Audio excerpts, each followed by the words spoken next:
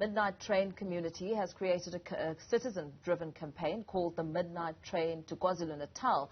It encourages citizens to respond to any disaster that threatens humanity in their midst. Joining us now to explain their campaign is Hadithi Ya Africa Organisation stakeholder Veronica Modieleng. Veronica, very good afternoon to you. Thank you so much for joining us. Thanks for coming in person. The floods have really left a trail of destruction in KwaZulu-Natal.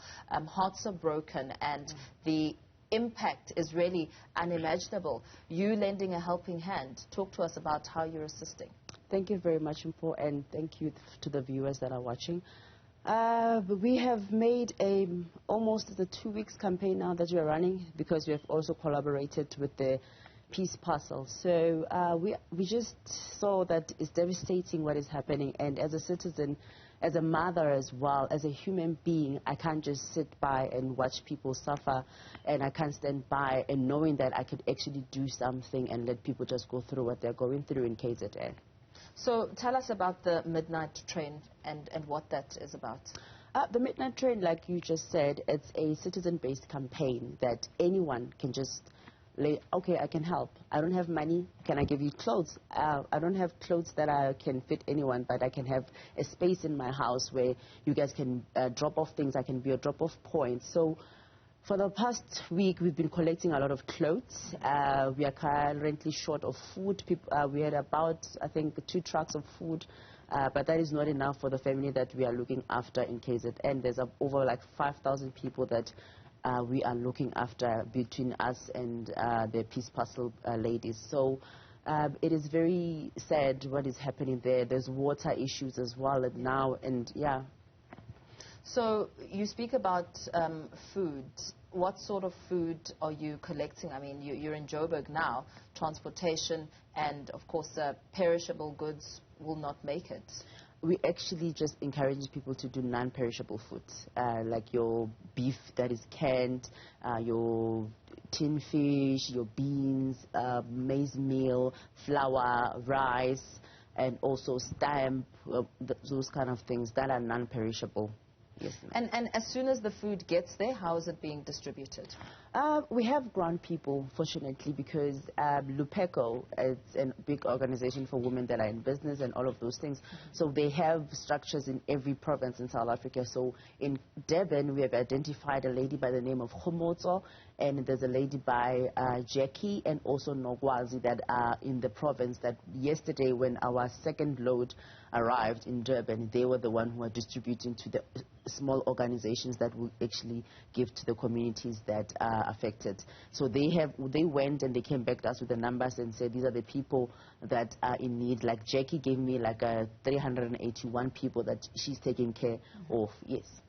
And as you lend a helping hand and you encounter families on the ground who say they have nothing and really mean it, they have absolutely nothing because their lives have been turned upside down, what are some of the stories that have touched you as you interact with those on the ground and listen to the heartbreak? Especially people that lost their loved ones. The people that lost their loved ones, those are the ones that you're going to have to start your life afresh. Yes, you were staying in a mud house or you were staying in a shack.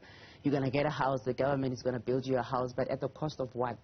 Because the people that you were living for or the people that were closer to your heart, you're going to move on with your life, but you're leaving something that was so precious. Sorry. Yeah. You're leaving people that are so precious to you.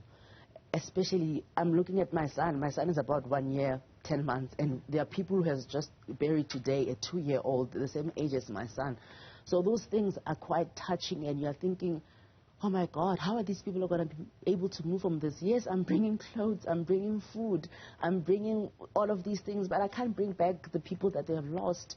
But we know in due time it will heal. But what we are doing as the communities, as the Midnight Trainers and the ladies of Peace Parcel, we believe that at least they can feel some love, that there are people out there who really cares about our well-being. Yeah, absolutely. It really is phenomenal, the work that you're doing. Let's talk about the traveling by train. How's that working?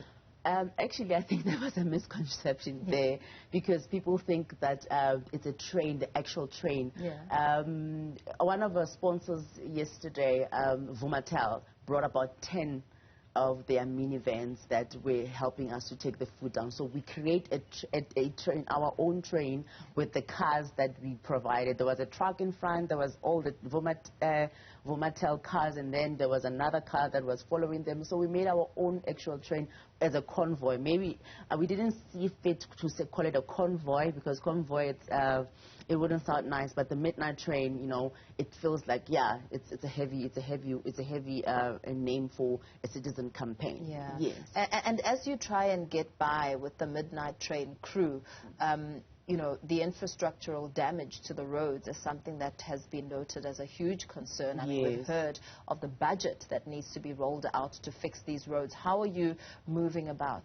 We are experiencing a huge challenge on that, because currently, yesterday, we experienced like a 3-hour delay, because the truck left here at around 9:30 in the morning, but it got to KZN around about 8:30 in the evening, which that was like a really long delay. So that's why people couldn't actually wait until that long, because we were expecting it to arrive around 4, but we had about 2 to 3 hours delay on this. So the roads are really being in our way. So, yeah.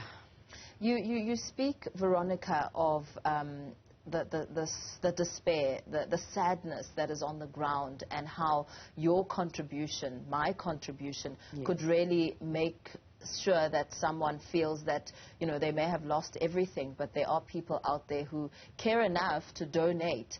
So we also learned just yesterday that, or perhaps that, you know, government, basic education department, has insisted that principals do not turn children away without school uniform, because a lot of the children have no clothes. Yes. That's the issue. Actually, we had a meeting with the ladies yesterday after the truck left to say, for this week, we would like to focus more on people to donate school uniforms and food. So our drive this week, for the whole week, it will be on food and school uniform. If I can make a special plea, please, to the guy who owns Batu, if you could just look into our direction to say how can he help us get the shoes, because I know he has a drive for the shoes. So we would like to really partner with him in driving the shoes to KZN for the kids.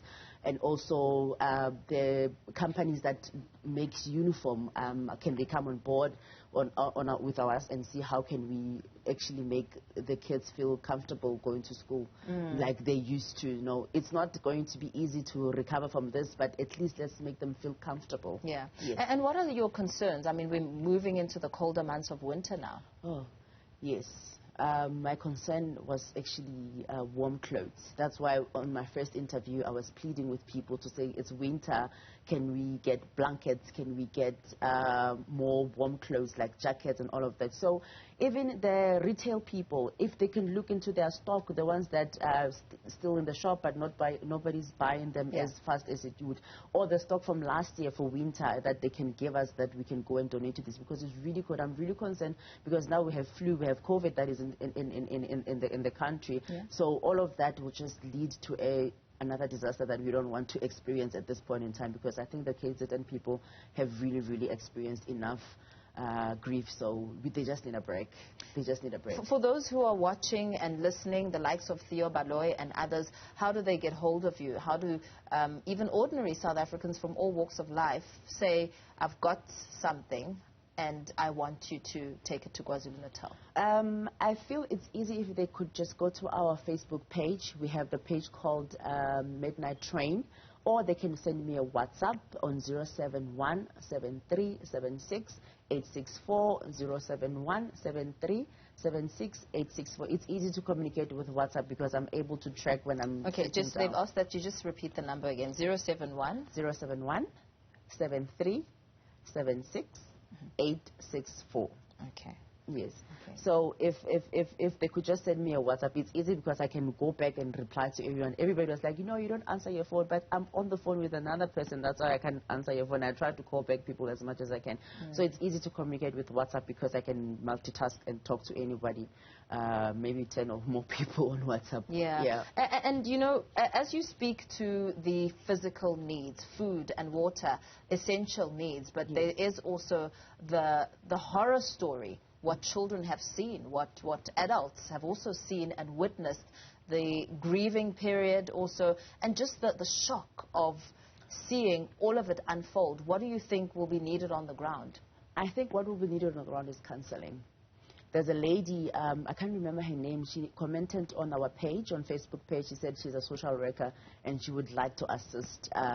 She doesn't have anything, but she will offer her services to counsel people. So the people that are social workers, therapists, you know, trauma counselors, if they are there, we would like to partner with them to give these people a session of them going to see these people and talking about what they experience, because it is hard to speak of some things, but this one people will need to go and see somebody to speak about so that they can get over it.